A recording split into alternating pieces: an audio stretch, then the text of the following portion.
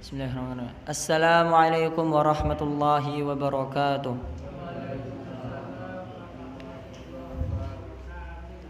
Innal hamdalillah nahmaduhu wa nasta'inuhu wa na'udzu billahi min shururi anfusina wa sayyiati a'malina. Man yahdihillahu fala mudilla lahu wa man yudlilhu fala hadiya lahu. Asyhadu an la ilaha illallah wa asyhadu anna Muhammadan abduhu wa rasuluh la nabiyya wa la rasula ba'dah. Allahumma salli ala sayyidina Muhammad wa ala ali sayyidina Muhammad abdika wa nabiyyika wa rasulika nabil ummi wa ala alihi wa sahbihi wa sallimu taslima. Adada ma ahata bihi ilmuk wa khatta bihi qalamuk wa ahsahu kitabuk. Faradallahu ma'an sadatina Abi Bakr wa Umar wa Utsman wa Ali wa anis sahabati ajma'in wa anit tabi'ina wa tabi'ihim bi ihsanin ila yaumiddin, amma ba'du. Jamaah salat tarawih yang insyaallah dimuliakan oleh Allah. Alhamdulillah pada kesempatan yang kedua ini saya diberikan waktu lagi untuk memberikan tazkirah, yaitu pengingat bagi diri saya maupun jamaah sekalian. Mungkin di pekan lalu atau kesempatan yang pertama saya masih kurang persiapan, tidak mempersiapkan apa yang ingin saya sampaikan. Namun insya Allah pada kesempatan kali ini saya menyiapkan materi yang benar-benar saya telah pelajari dan telah saya ulang-ulang sebelum menyampaikan di sini.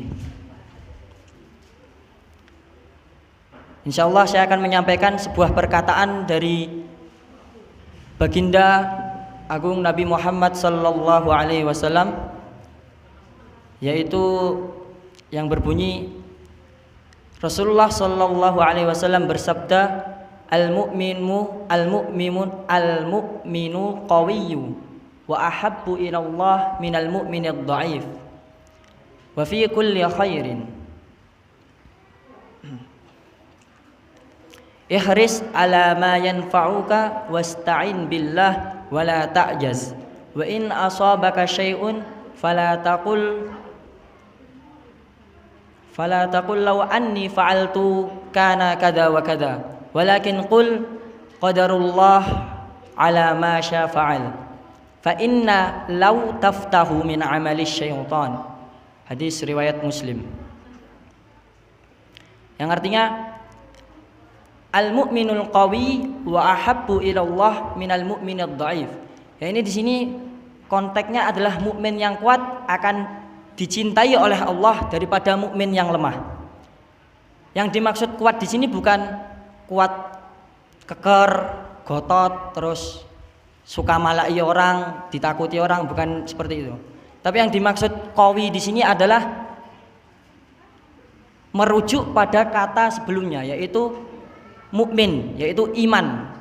Jadi yang dimaksud di sini adalah iman yang kuat akan dicintai oleh Allah daripada iman yang lemah. Dan di antara keduanya itu terdapat kebaikan. Kita ketahui iman itu terdapat 70 cabang. Yang tertinggi adalah ucapan la ilaha illallah, dan yang terendah adalah menyingkirkan gangguan dari jalan. Maka bagaimana caranya kita bisa menjadi mukmin yang kuat tersebut? Maka merujuk terhadap lafadz setelahnya, yaitu ihris ala ma yanfa'uk wasta'in billahi wala ta'jaz. Bersemangat dalam kebermanfaatan untukmu dan minta tolonglah terhadap Allah dan janganlah kamu lemah. Ihris ala ma yanfa'uka ini kita dituntut untuk lebih bermanfaat. Bermanfaat di sini bisa dibagi menjadi dua, yaitu bermanfaat untuk akhirat dan untuk dunia. Kalau kita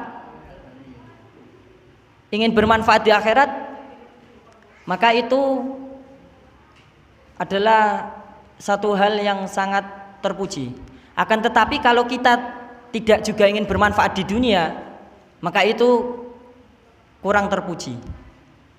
Maka manusia di sini terbagi menjadi 4, yaitu yang pertama adalah manusia yang tidak suka bekerja dan tidak suka beribadah. Yang kedua adalah manusia yang suka bekerja tapi tidak suka beribadah. 2 golongan ini rugi. Nah, yang ketiga itu adalah manusia yang suka beribadah tapi tidak suka bekerja. Ini juga kurang terpuji. Karena ketika kita beribadah tapi kita melupakan kewajiban duniawi kita. Kita lupa akan nafkah terhadap anak, istri, keluarga, serta membantu orang-orang yang kesulitan di dalam hidupnya. Maka kata Rasul, kalau kita sudah bisa bermanfaat untuk diri sendiri, maka kita akan ditempatkan untuk masalihul ammi muqaddamu ala masalihul khas.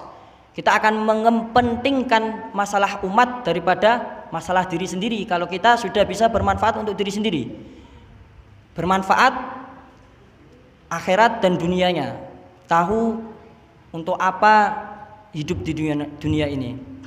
Yang keempat ini adalah mukmin yang kuat sesungguhnya, yaitu mukmin yang rajin beribadah, ngibadah ya rajin, kerjane nggih rajin. Jadi ini adalah tujuan kita semua sebagai seorang muslim tentunya. Bagaimana caranya kita meraih ini semua?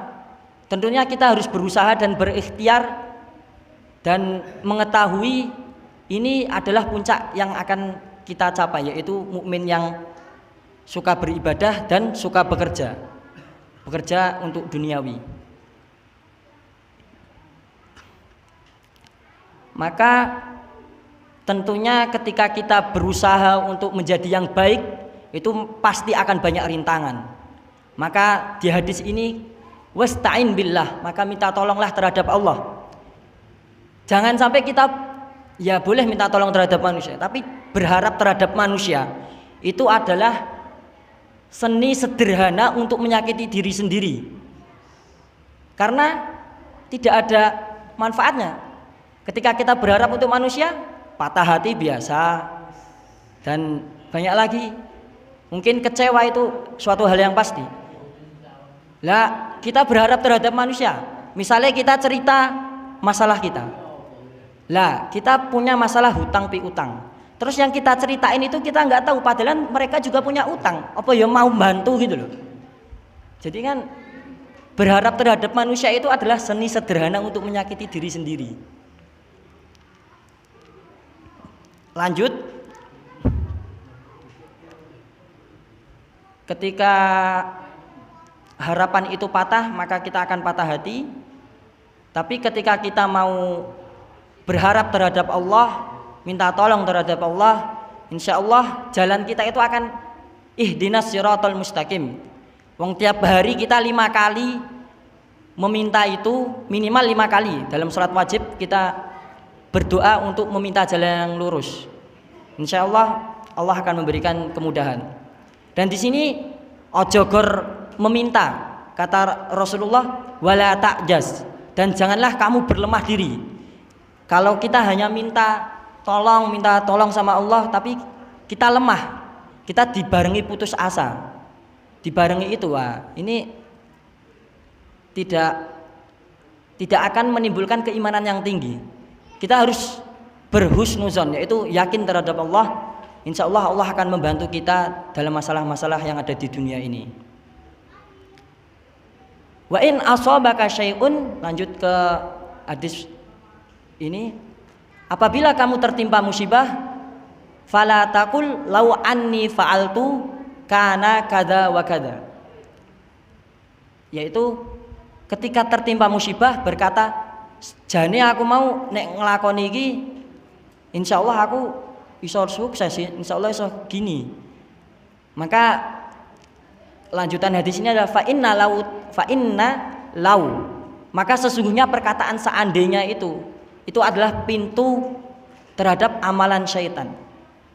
Kalau kita sering menyalahkan keadaan, berkata jane aku ini, kalau kita berkata itu terus, maka tidak akan ada kesuksesan di situ. Jane aku ngei duit kuwi gelem investasi iso sukses, gandeng randi duit ya nggak bisa sukses. Maka seperti itu. Jangan sampai kita mengatakan tadi. Tapi kul qadarullah ala ma syafa'al. Katakanlah ini adalah takdir Allah atas apa yang ditentukan kepadaku. Maka dengan ini insyaallah akan mencapai mukmin yang kuat tadi. Di sini Rasulullah menyampaikannya sangat indah. Dari awal hingga akhir itu berurutan dan bersyarat dan bermakna. Karena Rasulullah ini mengucapkannya bukan dari lisannya sendiri atau hawa nafsunya. Di dalam Al-Quran jelas in huwa illa wahyu yuha. Ucapan Rasulullah itu adalah wahyu dari Allah. Perkataannya itu bersyarat dan bermakna. Tidak seperti pujangga-pujangga penipu hati perempuan atau gimana. Tapi perkataan Rasulullah ini sangat tinggi maknanya. Rasulullah memberikan solusi dari awal hingga akhir. Maka ketika kita banyak masalah, banyak-banyak membaca hadis, insya Allah akan menemukan makna-makna yang akan membantu kita dalam menghadapi kehidupan ini. Mungkin hanya ini yang bisa saya sampaikan. Aqulu qauli hada wa astaghfirullahu li wa lakum wa lisairil muslimina min kulli dhanbin fastaghfiruh innahu wal ghafurur rahim. Maka jika ada kesalahan dari ucapan saya atau perkataan yang kurang pas di hati jamaah sekalian, saya meminta maaf sebesar-besarnya. Wassalamualaikum warahmatullahi wabarakatuh.